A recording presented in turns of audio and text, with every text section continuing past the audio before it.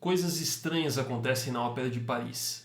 São lendas de crimes, pessoas desaparecidas e um certo azar que parece acompanhar alguns artistas. Em meio a isso, o contrapeso do lustre cai em cima de uma pessoa, ferindo ela fatalmente. A magnífica Ópera de Paris e esses acontecimentos até então sem explicação foram a inspiração do jornalista e escritor Gaston Leroux. E essa é a primeira e última vez que eu falo o nome dele completo para não passar muita vergonha, a criar um documentário fictício que explicasse esses mistérios. Misturando fato e ficção, nascia o Fantasma da Ópera. Bom, hoje em dia o Fantasma da Ópera é um fenômeno cultural, mas o começo dele foi um pouquinho diferente. Ele começou sendo publicado por capítulos em um jornal, como se fosse uma espécie de série documental. O Gaston usa justamente esse linguajar de documentário para misturar fato e ficção. Então ele pega alguns fatos, algumas notícias que faziam parte do imaginário popular da época, como esse lustre que caiu sem muita explicação, ou um cadáver misterioso que apareceu nas profundezas do teatro, e coloca isso na história dele para fazer algo intrigante, né? Que as pessoas da época iam entender a referência. Hoje em dia isso acaba ficando algo meio histórico para a gente, né? Mas não deixa de ser interessante. Bom, o autor viu o livro ser publicado e fazer um certo sucesso. Ele chegou até a ver a adaptação que teve para o cinema em 1925, mas infelizmente ele faleceu 2 anos depois. E o que ele não viu foi a transformação do Fantasma da Ópera nesse grande ícone que ele é hoje em dia, com as adaptações que a gente tem para musical da Broadway, adaptações modernas para o cinema, e esse personagem que traz à tona esse sentimento, essa coisa da Belle Époque francesa até os dias de hoje.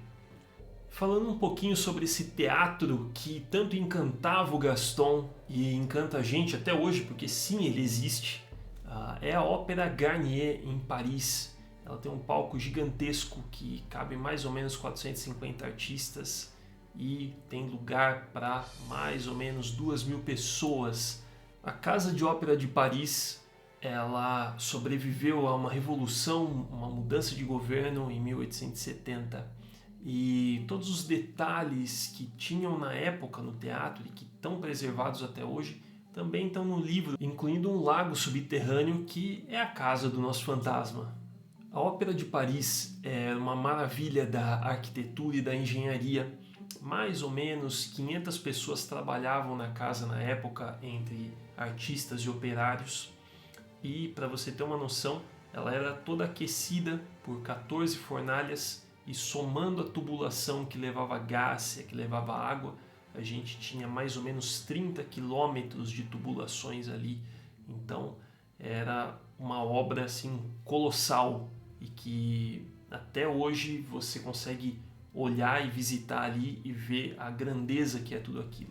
Uma coisa que a gente vê no livro do Fantasma da Ópera é que a Ópera de Paris era mantida muito pelos assinantes da época, né? Pessoal da alta sociedade, pessoal bastante rico que adorava a arte, então pagava uma inscrição para poder assistir os espetáculos.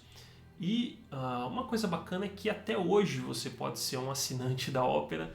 Então, entrando no site deles, você tem ali todo o calendário de espetáculos dos próximos 2 anos e tem diversos planos lá. É bem interessante para você ter lugar garantido nesses espetáculos.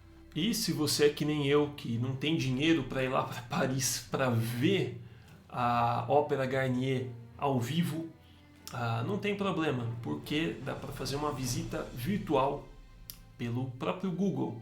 Então você consegue entrar, e eu vou deixar o link aqui no comentário fixado para você. Você consegue visitar os corredores, você consegue ver o palco e até o próprio lago subterrâneo. Dá para você passear por ali e, quem sabe, né, ver a sombra do fantasma, talvez. Falando um pouquinho agora sobre o Gaston, o autor do Fantasma da Ópera. Ele era de uma família rica e, como todo o pessoal dessa época todo não, né, mas grande parte do pessoal dessa época que tinha dinheiro, ele foi estudar advocacia. mas ele diz que sempre teve essa paixão pela literatura, tanto que ele escrevia para jornais na época, né, sonetos e coisas do tipo. E em um certo momento a situação financeira dele apertou e ele conseguiu um emprego como um repórter de tribunal, que era uma profissão onde ele conseguia usar o conhecimento dele de leis e também escrever. Aos pouquinhos ele ia tendo acesso a alguns casos quando chegou o ponto de virada da carreira dele, onde ele teve acesso a um caso de um homem que tinha sido preso injustamente. Então ele fez uma reportagem toda especial, unindo provas, conseguiu entrar no presídio para conversar com esse homem, e a reportagem deu tão certo que esse homem acabou sendo inocentado e solto, e o diretor da prisão acabou sendo demitido por conta do erro que aconteceu.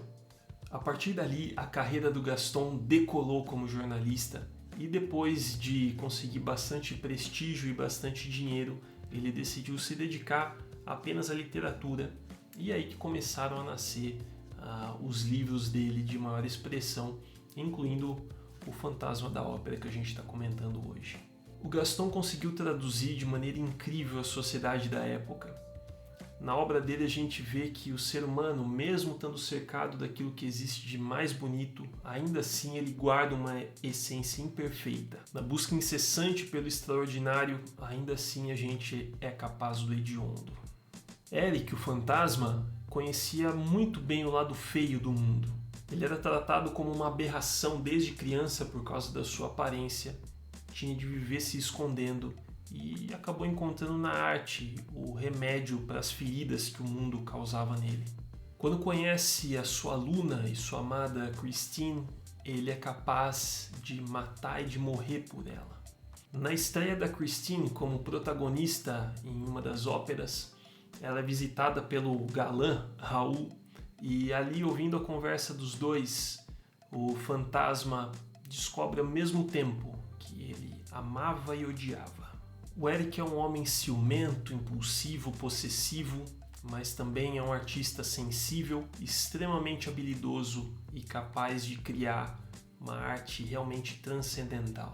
É nesse misto de assombro e contemplação que o Fantasma da Ópera ensina pra gente sobre as profundezas mais distantes da natureza humana. Esse vídeo ele tem uma história interessante por si só, porque eu decidi gravar ele depois de encontrar este livro aqui. É uma edição super especial feita pela editora Pandorga e que eu só conheci por causa da minha namorada, na verdade. A gente estava andando no shopping e aí eu vi uma edição do Fantasma da Ópera, nada muito caprichado, nada demais, eu sempre adorei esse personagem. E eu falei para ela, pô, eu vou comprar o livro aqui e tal. Aí ela olhou e falou, poxa, será que não é melhor esperar a gente encontrar alguma edição mais caprichada? E a gente encontrou algum tempo depois, que foi essa daqui. Essa edição tem ilustrações incríveis da artista Rafaela Vilela. Tem também diversas informações, curiosidades sobre a vida do Gaston, sobre a Ópera de Paris, sobre o contexto da época ali, né, em que o Fantasma da Ópera foi lançado. E é uma edição feita com extremo capricho pela editora e que vale a pena você dar uma olhada se você gosta tanto do Fantasma da Ópera quanto eu gosto. E se você não conhecia o Fantasma da Ópera, mas ficou com a curiosidade aguçada depois desse vídeo, além do livro, claro, eu indico que você assista a adaptação para o cinema de 2004, que é um musical dirigido pelo Joel Schumacher, e ele captura muito bem toda a essência do personagem, da época, então vale muito a pena, é um filme espetacular, as músicas são incríveis, tenho certeza que você vai adorar. Eu sou o Rafa e foi um prazer dividir mais essa história com você.